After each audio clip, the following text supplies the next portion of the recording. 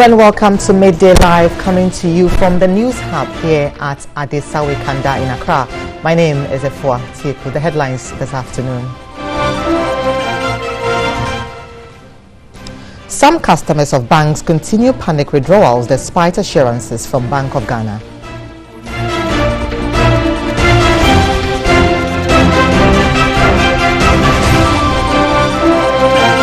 Men's Gold begins registering names of customers willing to terminate their contract with them.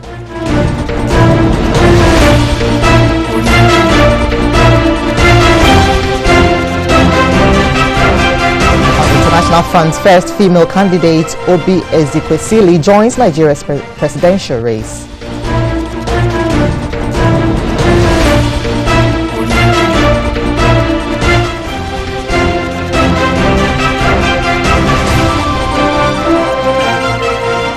We have details of all these and more in the next 1 hour. Do stay with us. Now to our first story. The chairman of GN Bank, Dr. Pakwesi Indum, last week, Wednesday, October 3, 2018, led a team of bank officials on a nationwide tour on the theme Stop the Panic Withdrawals and Strengthen Indigenous Banks. The tour was to appreciate customers who have remained loyal customers of the country's indigenous banks, while urging the population in general to avoid panic bank withdrawals as it may negatively affect the operations of local banks. The crisis that hit the banking sector with the collapse of at least 5 indigenous banks has already caused some customers to withdraw funds from their accounts in the various banks. The worst hit banks are the indigenous banks. Now let's take a listen to the chairman of Group Indum, Dr. Pakwesi Indum, as he addressed some customers as part of his nationwide tour. Speaking in Akan, he urged customers of indigenous banks to exercise restraint in withdrawing their funds, as it may lead to, or it may cause, the collapse of the banking sector.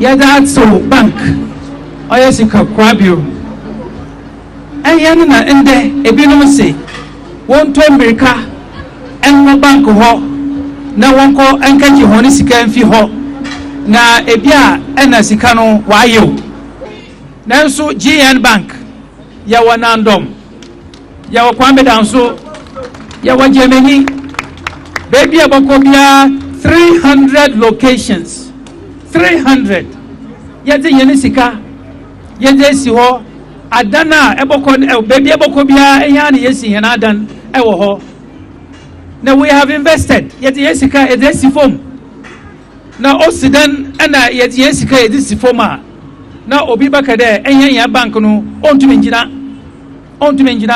enti on fane te fanka ma hoho ne bank oye ono so oye na so hoho no onya enfaso a nemfaso no kwahin odikono krom na ame menya enfaso a owahemfa owagana haya na se ende yimpa oha woni sika wa ha na se womu eduanu mpo woto America wa bada obaji won sika mesina na mazamu won moto mazamu wona dabi osena mazamu bi so onfanka ya adwuma enti no onwana woze America warba ebia na bank na ngina enti mebaji won sika na mesra wara jai adare ya no. On the phone lines to speak with me is Frank Owusu Ofori, who is the head of corporate affairs of Group Indum. Good afternoon to you, Frank. Now, you have been touring the country, advising people to stop the panic withdrawals. Has it made any impact in your books? Okay, good afternoon, and good afternoon to your viewers as well. Thank you very much for this opportunity. Like you rightly said, the theme for the campaign is Stop the Panic Withdrawals and Strengthen Local Banks. And the main reason why the board chairman of Group Indum, Dr. Indum, decided to do this campaign is not just on GN Bank. We are focusing on all indigenous banks.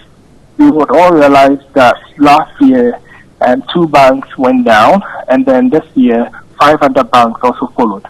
So when that happens, some people have lost confidence in the sector, specifically local banks. So we started with our tour in Greater Accra by going to Abosukai first, then we moved to Abublushi, and then we went to Makola. Then from Greater Accra, we went to the eastern region where we did Koforidia, and we did in Koko. Then from there, we went to the Ashanti region, and the tour is just going well. It's been awesome. It's been tremendous. When we got to the Ashanti region, we went specifically to the Roman Hill area, and after Dr. Indom addressed the crowd there and spoke to the market and the shop owners, there was a businessman in a shop. After the speech, Doctor went around, interacted with him, and he just called him into his shop and said, "Doctor, it's good you've come here, because some of us, not even me alone, most of the traders, we've all lost confidence in the banking system. So we've decided not to take our money to the bank because we don't want it to be like a fight. When I bring my money, I'm coming for it. Then they'll tell me come tomorrow and we don't have money and all those things. So we don't want it. So we decided to build safe in our shops." So he opened his safe and there was 50,000 inside. And he said, well, after what doctor has said, now they are gaining confidence, so we should just take the 50,000 and put it back into the bank. So now, Frank, has the tour made any impact in terms of the numbers of people who are doing panic withdrawals? Yes. We've seen this. That's one testimony that I've just shared with you that happened in the Ashanti region, the Roma Hill area, where somebody was keeping 50,000 cedis in his shop and told us that he lost confidence in the banking system. So he decided, but after the interaction doctor had with him, he decided to bring his money back to the bank and have confidence in it. And so these are some of the good testimonies that are coming up. The other places we've been to, we've realized that there's been an increase in the deposits. The deposits are gradually coming in because now people are understanding the message, and those who had hitherto rushed into the banks to be taking their monies have all started understanding and bringing their monies back. So it's a gradual step. So we've seen some progress along the way. Right. So we understand that what led to this particular tour was because at the time you were not able to meet some obligations to your customers who were withdrawing. Have you been able to? Is that a better situation now? Yes, that's what I'm trying to explain to you. That you see the panic situation. For instance, we also use the child to explain to them about vote limits. So, for instance, every branch and the limits that they can get. So, if you have, let's say, 500 people rushing into the bank, and assuming the branch can only give like 10,000 cedis, and you have over 100 people all coming for, somebody coming for 5,000, another person coming to 10,000, another coming for this, it would exceed the vote limit. Every bank has an insured vote limit. That's the amount of money every branch is supposed to keep. So that is done so that if something should happen, your monies are safe. That's how we get our insurance. So we've educated them and advised them that, well, if you need to withdraw this amount of money for an emergency, what you need to do is you call the bank or you talk to the relationship manager and tell him, next week or in 2 days or in 3 days, I have a business or I have a project I'm doing. I would like to come and withdraw maybe 10,000 cedis or 20,000 or even 50,000, and then we'll mobilize the money and get it ready at the branch for you. So these are some of the messages we are telling, and we're also telling them that that's how it works for all banks. So if you go to any branch, then it's to pay your money. You have to, especially when you're going to withdraw huge amounts of money, you have to inform the branch ahead of time. So we're educating them as well, and then we're also talking to them that the Bank of Ghana is not here to also close any bank down, so they're not in all the local banks, whichever bank that we are with, and then their monies are safe and secured. So there's no need for them to be panicking and coming for their money.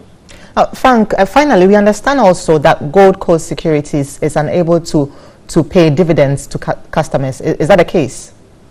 And so what we are doing is we're doing TN Bank and Gold Coast as well. So because the Gold Coast situation is also a panic situation, people too are also starting to, people who bought their investment, fast invest with them for a certain number of just rushing into our premises and saying that, well, we said we were going to do it for this amount of months, but we don't want to do it any longer, give us some money. But those monies have been invested. So we're explaining to them what we've invested their monies in, and then telling them to give us some time to recuperate it so we can be able to sort all of them as well. So that is also being done, because yesterday, for instance, so what we do is we've met the rural banks, we've met customers of Gold Coast, we've met other people who also have, who are also customers of Gold Coast. So we're not just doing GM Bank or the banking system.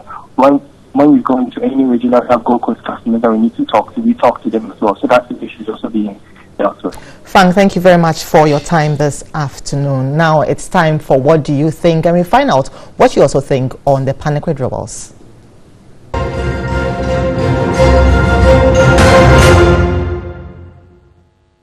Some analysts have criticized the Bank of Ghana's public approach to cleaning up the financial sector in Ghana. Is the Bank of Ghana's approach creating more panic than good? We throw that question to Ghanaians today. On What Do You Think? Maybe to some extent there's a little bit of misinformation. On the lighter side, my wife was just asking me, these actions of Bank of Ghana, people are losing their jobs, people are doing this, people are doing that. I told her this is the right way. People are losing their jobs, right? But we can't continue to have the banking sector being dragged into the mud. With people's deposits not safe and all those things. Trust me, all the directives that they are implementing, they are not new directives. They are there. They are just implementing it. Now the issue is, when it comes to banking, bankers are not supposed to be loud. You work underground. You see, before this issue comes up, a lot of discussions have gone underground.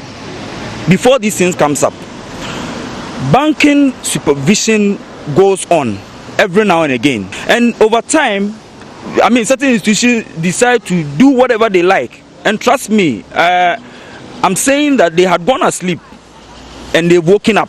I think the approach Bank of Ghana is using is a harsh one. It's a deliberate attempt to, take some people off the system. If there's something the banks are not doing right, I believe monthly or quarterly or yearly, there should be some kind of assessment they do to put them on their toes.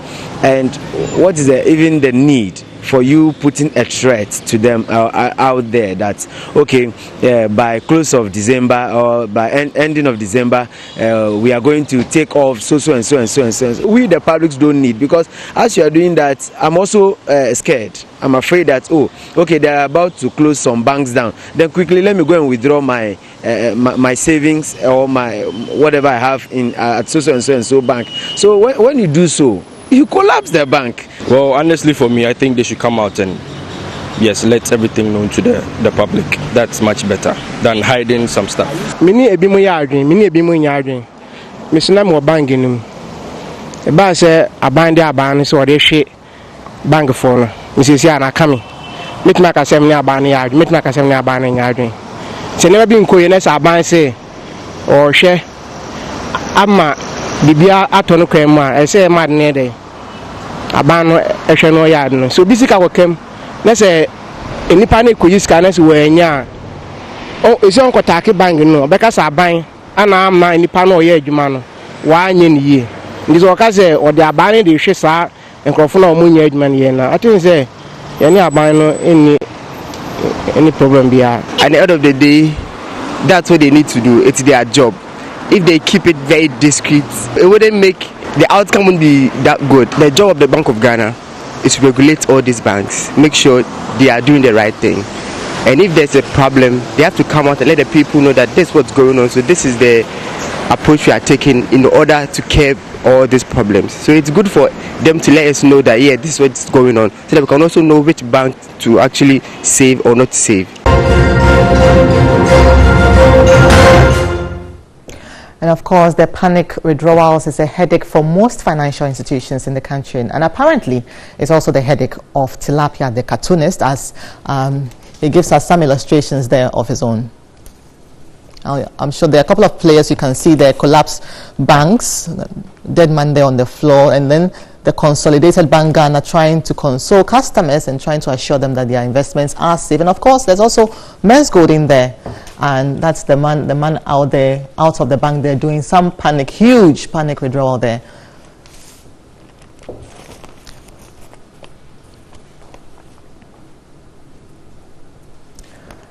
Right, and then let's turn our attention to Men's Gold and gold dealers. Men's Gold say customers who wish to terminate their investment transaction will receive the full amount of their investment in 90 days if the ongoing misunderstanding with statutory institutions is resolved.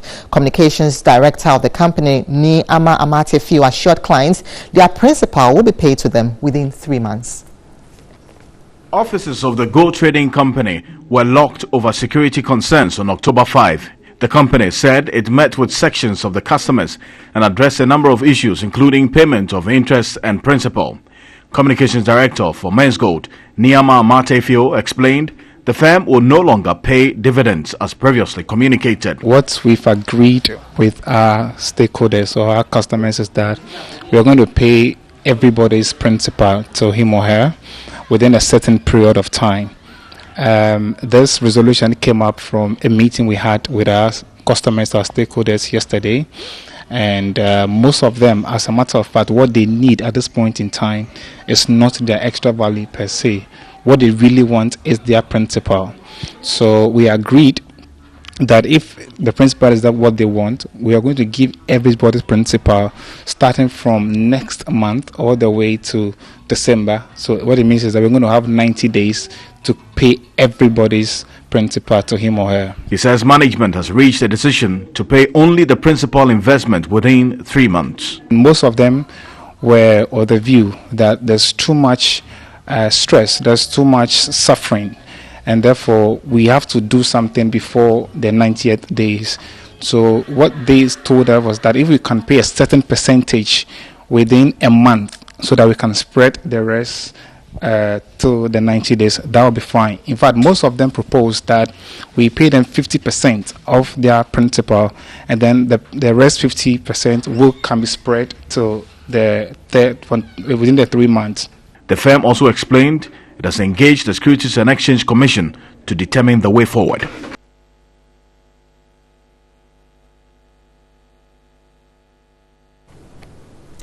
Well, meanwhile, reports gathered from some branches of Men's Gold is that customers who wish to terminate their investment contracts with a gold dealership company have been given the opportunity to register their names and details. Now, reporter Nong Falong has been to a couple of the branches and she joins us in the studio. Good afternoon to you, Nong.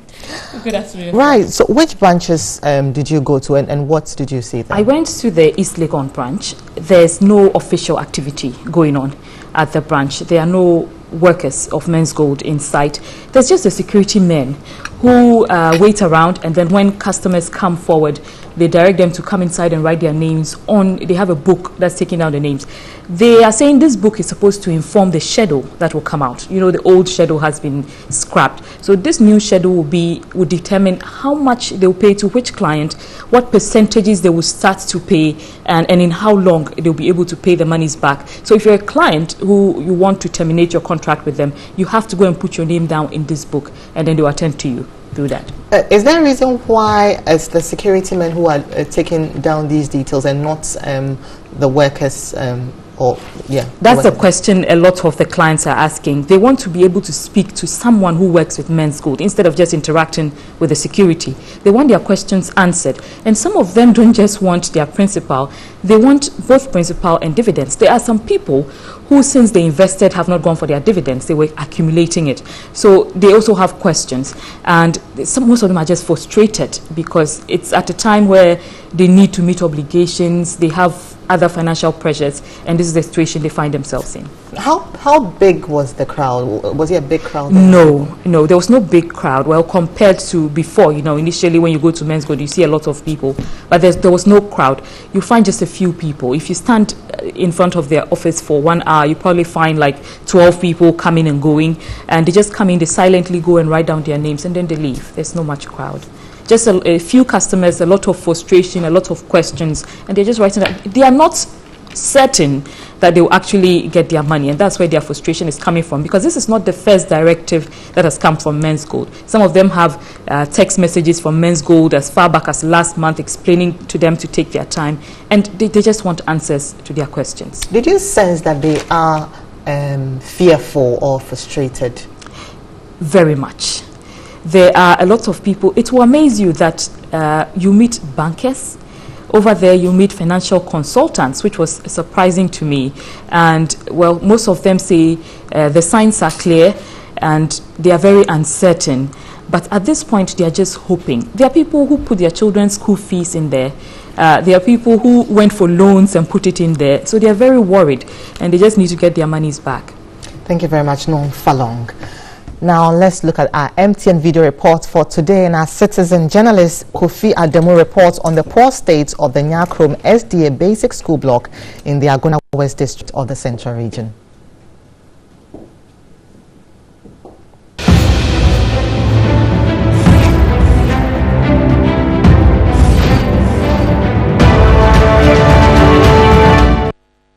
This is Nyakrom SDA Basic School in the Agona West municipality of the Central Region. And this is the KG block. And this is where the KG pupils have been learning. As a result of this, many of the parents are taking their children out of this school. This is also the JHS block. Anytime it rains, lessons in the classrooms must stop. And this is the chalkboard that the teachers have been using to teach the students. This is where the teachers have been sitting. So this is your citizen journalist from Agona Nyakrom in the Agona West municipality of the Central Region of Ghana.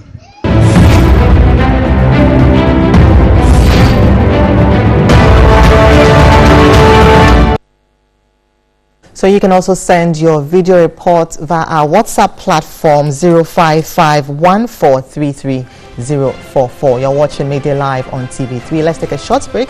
We'll be back with more.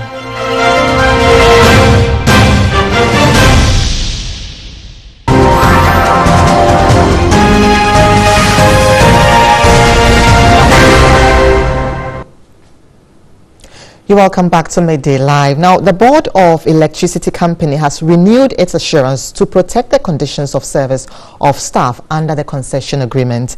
It insisted no staff will be laid off or forfeit any benefits under the agreement.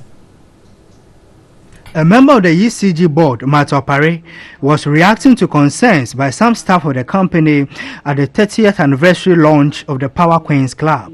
She explained that reports have reached the board indicating that some staff intend to protest if they are laid off under the new agreement. The new concessionaire is to fully take over ECG from February 2019 and undertake major restructuring. Though staff have expressed fear of our job security, the board assured them of no layoff. Per our lease and assignment agreement, no queen. Let me just repeat that, no power queen. And for that matter, no staff of ECG will have her or his current rights and benefits diminished under this concession. Your existing conditions of service under ECG will be the same under this new company. Executive Director of Salt and Light Ministries, Dr. Joyce Ayi, urged the staff of the company to embrace the changes under the new agreement. Instead of thinking that we don't know who's coming and we have been comfortable so far with the way we are, let's consider the amazing things that will happen once we decide that we will make them happen. The national president of the Power Queens Club, Rosemonda Samoa, emphasized on revenue mobilization to improve operations of ECG.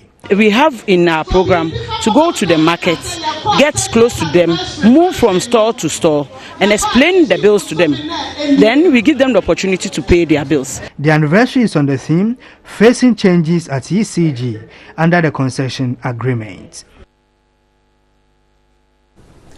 Government has given financial clearance for the recruitment of some 145,000 persons for the public sector. The Information Minister Designate Kojo Ponkruma says this forms part of government efforts at tackling unemployment, which he says worsened in the last 8 years. Briefing the media in Accra, Kojo Ponkruma gave a breakdown of the jobs created. Financial clearance has been given for 145,000 jobs. Then you go through the recruitment process. But as I mentioned, the important thing is that by the end of this year, these persons are supposed to be at post because they have been provided for and they have been cleared to be recruited this year. That includes 24,000 health workers, about 9,500 educational workers. Remember, we said that double track was going to require some more teachers, over 8,000 teachers or so.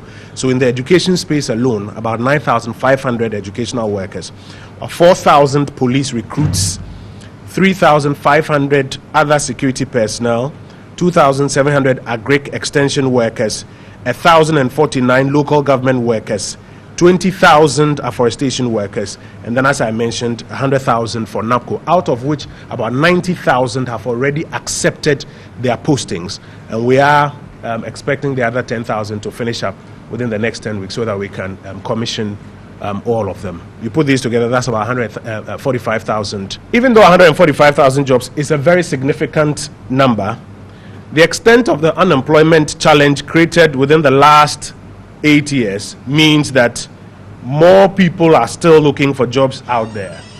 Government is cognizant of that, and government will continue with actions that are aimed at creating more opportunities for them, even as we improve economic conditions and government finances.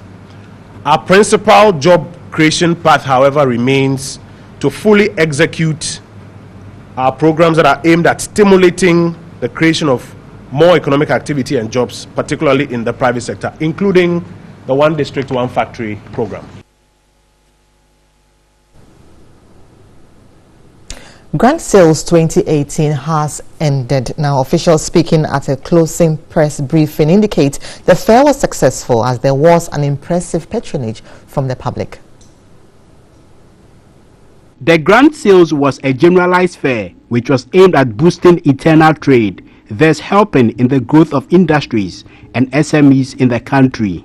The event brought together hundreds of exhibitors to offload their stock and to restock ahead of busy business activities that normally precede the Christmas season. It attracted exhibitors from Egypt, Turkey, India, and many others from the ECOWAS sub-region who were interested in doing business with Ghanaian local participants. At a closing press briefing, the Ghana International Trade Fair Company said the fair was a success. Patronage was very high, irrespective of the fact that there was intermittent rains, but people came and shopped, and so as far as we are concerned, patronage was very, very good. TV3 Business interaction with exhibitors, however, painted a different picture. Perhaps the advertisements wasn't enough. Yes, so we didn't have enough people coming in. We expected more, but unfortunately it didn't happen. Next time, do more publicity. Yeah, because that's what we were told, but it never happened. Yeah, we got to know that the publicity wasn't that enough. For us, patronage has been very good. We have sold a lot. I think it is also because Ghanaians are becoming more conscious about consuming what is theirs. And so coming here, seeing made in Ghana rice, made in Ghana oil, made in Ghana soap, that affinity I think has been the main driver of footfalls to our shops. We've seen over 1,000 people coming to our shop and actually making a purchase. Unfortunately, I don't think anybody's made a lot of sales as far as I know, because the response wasn't as good as it was in the previous grand sales. So this time definitely the number of people have been less than last year. That's the feedback I've received from the regulars. But for us it was the first time, it was a learning experience, and we hope that in the future we'll have more people. You're watching Midday Live on TV3. Let's now turn our attention to education, and specifically the Free Senior High School policy, because today Media General is organizing the Thought Leadership Forum on the Free Senior High School policy on the theme 1 year of free SHS in Ghana.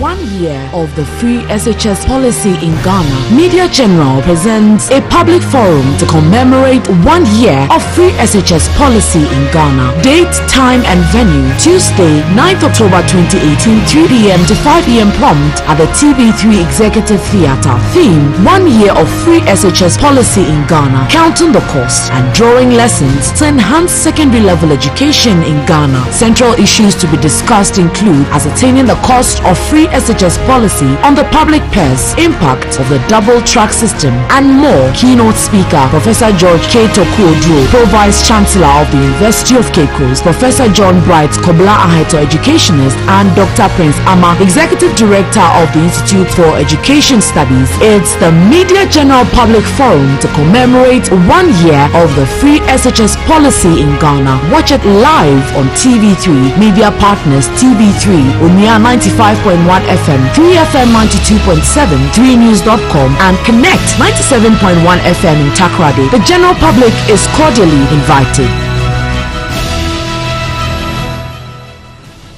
And joining me in the studio is Sedem Ofori, a news head here at Media General. Good afternoon to you, Sedem. Good afternoon. What do we hope to achieve with this forum? Well, there are 4 key issues that will be addressed by this forum. The first of them being the cost. It's a policy which has been heavily criticized by outsiders who think that, look, even if we had applied just a simple system of means testing, that is asking those who have the money and the ability to pay to do so and spare the poor, perhaps we would have saved enough money for other developmental objectives. Maybe there's a fair reason why that option wasn't looked at, but it will be part of the conversation which will be had at the forum. We also want to examine, this policy is intended to provide universal access to secondary level education to nearly everyone who wants to go and study. But we are asking whether that has been attained at the cost of quality education, given that the numbers of people which we are admitting under the policy into various secondary schools by far outweigh the available resources in terms of sanitary resources, the washrooms, etc., accommodation, etc., to be able to hold these people. So yes, we are attaining, it appears that we're doing really well with universal access, opening access to people who hitherto wouldn't have had the opportunity to have secondary education. But what has been the price? We are also asking, what lessons are there a year on after implementing this policy? Are there useful lessons we can pick from what we've experienced so far in 1 year to enhance secondary level education, to make the policy better? And given that we are also going to have a double track system, it's been promised by government, what implications will that have on the quality of education right now, teacher to student contact time, teaching and learning materials being available to everyone? These are the critical questions which parents in our homes, in the streets and places are asking, and we just want to bring that conversation from the streets into the forum. We know the speakers from that promo there, but what do they bring to the conversation, these speakers? Well, take for example Professor Bright, John Aheto. He has 40 years teaching experience, 26 of which have been in the United States, even in states where the double track system is implemented. He's consulted widely in various countries and on various projects on education. So he's bringing all that experience to bear here, and he's taught here for 14 years, deputy rector at GIMPA and so on. So he brings 40 years of education experience to the forum. Dr. Prince Ama, he is one of the most, in terms of scholarship, one of the most qualified persons to speak. Even as we have this forum, he's been commissioned by the USAID to prepare a sort of curriculum, a manual for teaching mathematics in this country. And at the secondary level, he's consulted also widely, and he's one of the 4 minds that we have on secondary level education and even tertiary education in the country today. Then also we have Professor George Odro, who's the Pro-Vice Chancellor of the University of Cape Coast. His role is so central. Beyond his experience with consulting and helping form educational policies in the country, he is at a tertiary level. They are those who are going to take whatever material we produce from the secondary level up into the tertiary institution. What sort of expectations do they have? How do they wish that the policy was better tweaked so that the students who graduate from this from the secondary level and wish to go into secondary education would be better prepared for tertiary education? So these, I don't think we could have had a more qualified panel to attend to this issue. Right. Thank you very much, Sedem Ofori, news head here at Media General.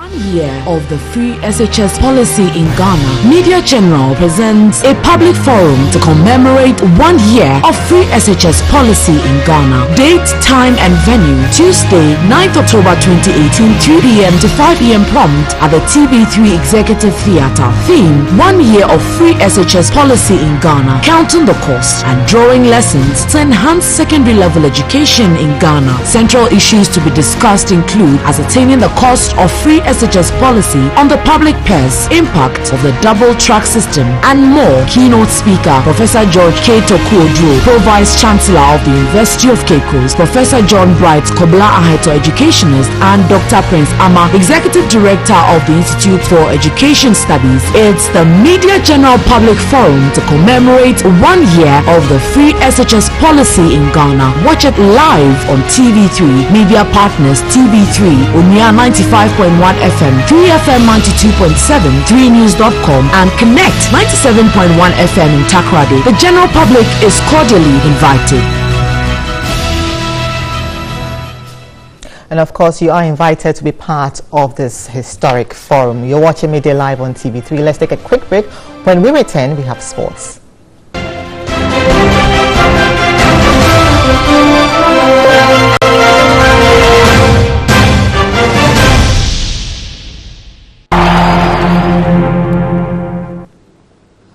Good afternoon. Welcome back to Midday Live here on TV3. Time for the sports update. My name is Anna Kudra. For the details now, and FIFA is likely to lift its ban on Sierra Leone, ending the uncertainty surrounding Ghana's 2019 AFCON qualifier against Sierra Leone on Thursday. The BBC's Mohamed Fajabari tells TV3 Sports the Leone Stars could fly to Ghana today to honor that game against Ghana on Thursday.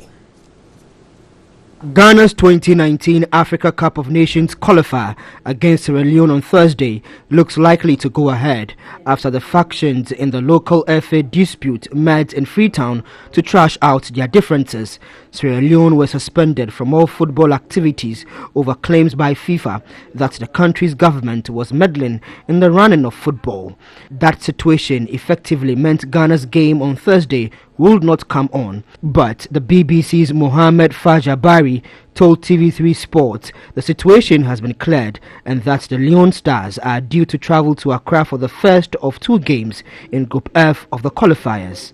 After deliberations, 3 resolutions were taken. Firstly, they've agreed to be talking, to be mediating amongst themselves. Secondly, they agreed to appeal to FIFA to lift the suspension whilst talks are ongoing so that they will be able to honor their back-to-back African Cup of Nations qualifying fixtures against Ghana's Black Stars in Kumasi on Thursday and here in Freetown on Monday. They also agreed to send a high-level delegation to the FIFA headquarters in Zurich, and Aisha Johansson and Christopher Kamara should be part of the delegation. So these are the 3 resolutions taken. I spoke to the sports minister after the meeting and he was confident that the match will take place and that FIFA will definitely lift the ban after receiving their letter. Meanwhile, the Black Stars arrived in Kumasi on Monday and held their first training session for the game. 8 players in all training, including Captain Asamoah Gyan, Christian Achu, and Efriye Aqua. And Ghana coach Chris Yapia is all confident of a good performance against Sierra Leone after their shock 1-0 defeat against Kenya last month. They've got all their players are almost professionals, except I think 2 or 3 who are playing locally. So it's a team that no one can underrate. We are also preparing very well and go out there to give out our best. You know, after losing to Kenya, I believe all Ghanaians are, very eager to make sure, we get a win.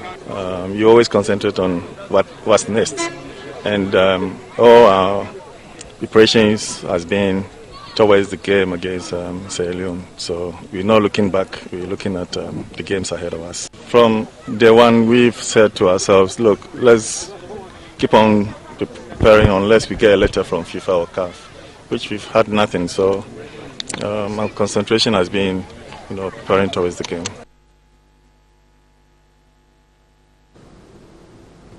And Black Stars midfielder Thomas Partey says Ghana needs a win in a double header in Kumasi and Freetown to stay on course for the 2019 AFCON Championship. The Atletico Madrid star believes the return of Captain Asamoah Gyan is a morale booster to the team. What should Ghanaians expect from you against Sierra Leone?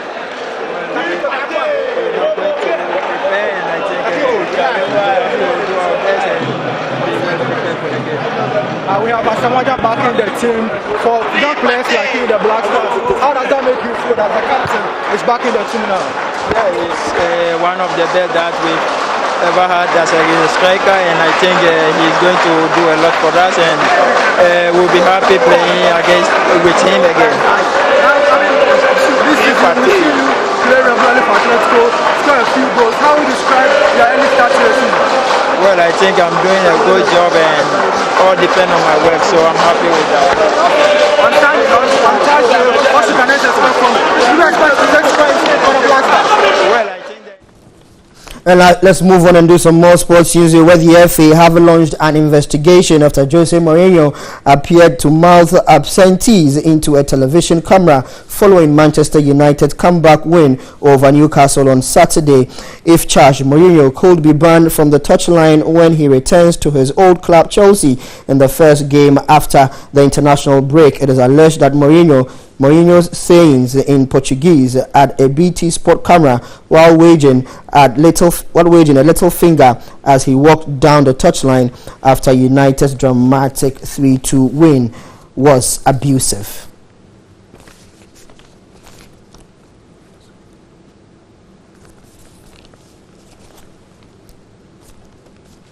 And that's all the sports here on Midday Live. My name is Anako Jaffrey. Thanks very much for watching. Up next is international news.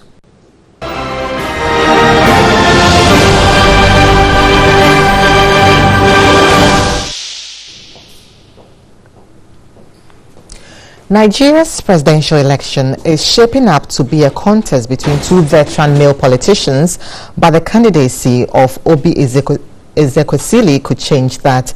Women have run for the presidency before, but she is the most prominent Nigerian woman to challenge for the top job.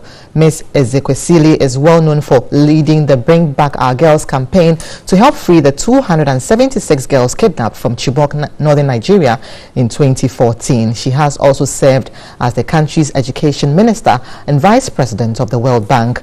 Bakam Fabri's votes, it will be a tough challenge to unseat incumbent President Muhammadu Buhari 75 or beat the main opposition candidate Atiku Abubakar 72, who both have formidable party machines behind them.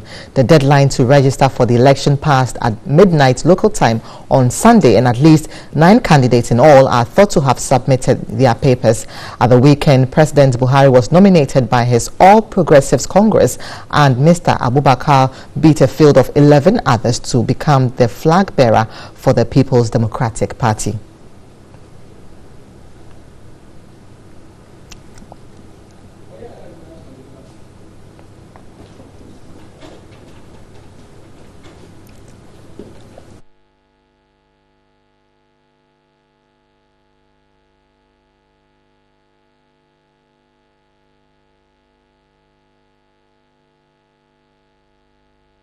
That the name of the second suspect in the Salisbury case is actually Alexander Mishkin.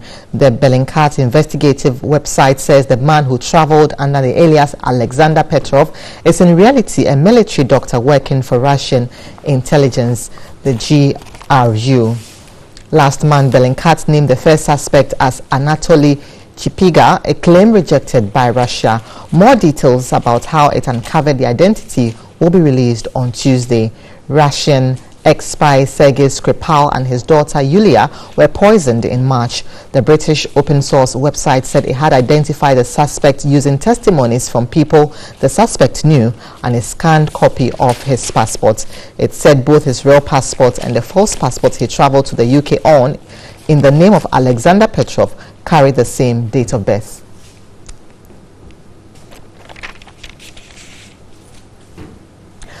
A stark new environmental report has warned the planet has only until 2030 to stop the climate catastrophe. Now, according to the UN Intergovernmental Panel on Climate Change, governments around the world must take rapid, far-reaching and unprecedented changes in all aspects of society to avoid disastrous levels of global warming.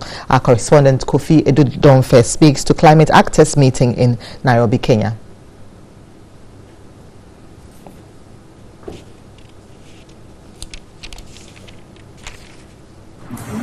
The release of the IPCC report comes as the 7th conference on climate change and development in Africa is holding here in Nairobi. Indeed, the impacts of climate change are already telling on peoples and communities on the continent. But are we taking enough action to mitigate and adapt to the changing climate? Let's speak to some participants here at the conference to understand the vulnerabilities of Africa to the changing climate. First of all, let me start by commending the IPCC for producing a report that is backed by evidence. It's a very interesting work. And I must say that one of the biggest challenges when it comes to IPCC reports is that there needs to be a marriage between the reports and what also happens at the national level, because the report is very, very scientific. It is important to Africa because it is a wake-up call, and the impact of climate change is not waiting for us to act. As the IPCC has released their report that there is warming happening, and that is not commensurate to the action we are taking. It is so important for us who are championing the women land rights to give us that ownership and access and free use of the land, because when we don't have that, there is no way of helping out. As the 7th conference on climate change and development in Africa takes shape here, it will be interesting to see how action-oriented the outcomes will be. Kofi Edudomfe, TV3 News, Nairobi, Kenya. It's now time for entertainment. Award-winning Ghanaian actor Chris Attoh has tied the knot with his new love, Betty Jennifer. The private ceremony took place at North Kaneshie in Accra over the weekend. Shortly after the ceremony, the actor in a tweet wrote, "I want to thank God for his love and for hearing my prayers. Indeed, when the sun appears, all things are suddenly seen with clarity. Thank you, Jesus. Thank you, Lord." The event was attended by family and friends.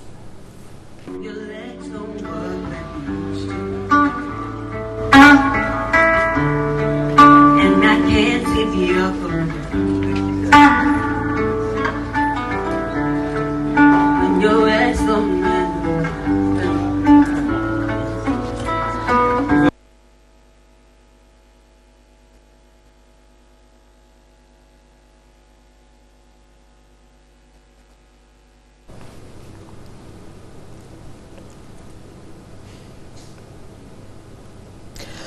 Now that's award-winning Ghanaian actor Chris Attoh tying the knot with his new love, Betty Jennifer. Now the private ceremony took place at North Kaneshie in Accra over the weekend. Shortly after the ceremony, the actor in a tweet wrote, "I want to thank God for his love and for hearing my prayers. Indeed, when the sun appears, all things are suddenly seen with clarity. Thank you, Jesus. Thank you, Lord." The event was attended by family and friends.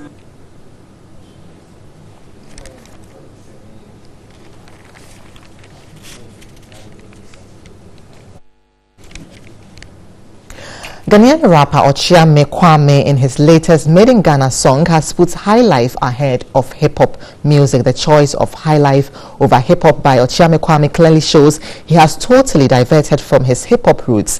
In the song, he sings banku over fried rice anytime, fufu over pizza anytime, kettle over linen any size. Rating high life over hip-hop, Ochiame weighs in on the recent campaign to play about 80% of Ghanaian music, which is believed to be Ghana's pride. In an interview with Ochiame Kwame, he explained that he was not condemning hip-hop, but just highlighting the fact that high life is a true Ghanaian music genre. Ochiame Kwame's Made in Ghana song is part of the big project to promote Ghanaian culture and heritage through music and tourism.